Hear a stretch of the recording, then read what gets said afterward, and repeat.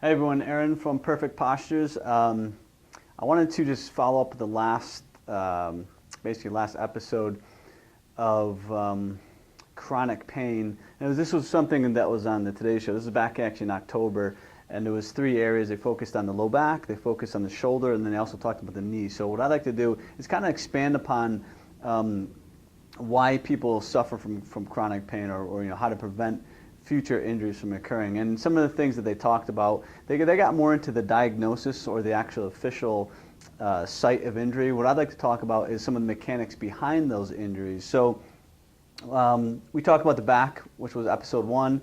Episode 2, we talked about the shoulder. And again, we talked more about the mechanics behind it. So a lot of times when people have pain, there's a reason for it. It's not just because, oh, I was diagnosed with, say, knee pain. It was patellofemoral dysfunction. There's usually an underlying cause for that. And here at Perfect Postures, our expertise really is, number 1, identifying what the underlying cause is, and then coming up with a corrective series of exercises to actually address some of the muscle imbalances, and then also address some of the joint dysfunctions that occur that basically pertain to the injury. So with the knee, it's been a month again, but I believe they talked about knee injury, and a lot of times they talk about, and one of the most common we hear, especially with sports, is the ACL. With the ACL, a lot of times they'll do a repair if there's a complete rupture, or if there's even a partial and they're a really elite athlete. They're probably going to have to get it surgically repaired. But what they didn't talk about was, again, the mechanics behind that.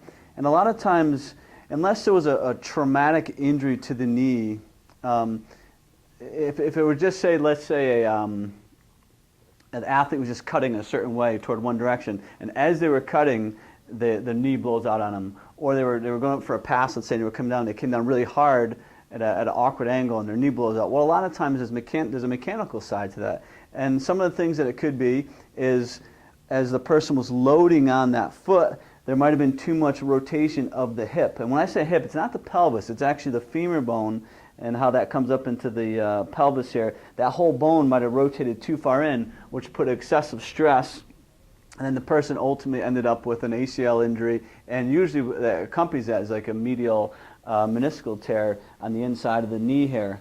So that would be one example. If you want to look even further beyond that, which what we do here, we may look at maybe the pelvis. Maybe the pelvis was actually rotated a little bit left to right, so that when the person was landing and they were trying to absorb that energy and kind of decelerate or stabilize, they couldn't, because their center of mass was actually bringing them toward that side. So if the person was rotated left to right, meaning that the left side of the pelvis was forward, and they're exerting energy into the ground, they can't decelerate because that center of gravity is actually being displaced that way, which then puts more torque into the knee. So those are a couple examples. So if you do have a knee injury and you wanted to kind of look beyond that, this is definitely something that you should look into.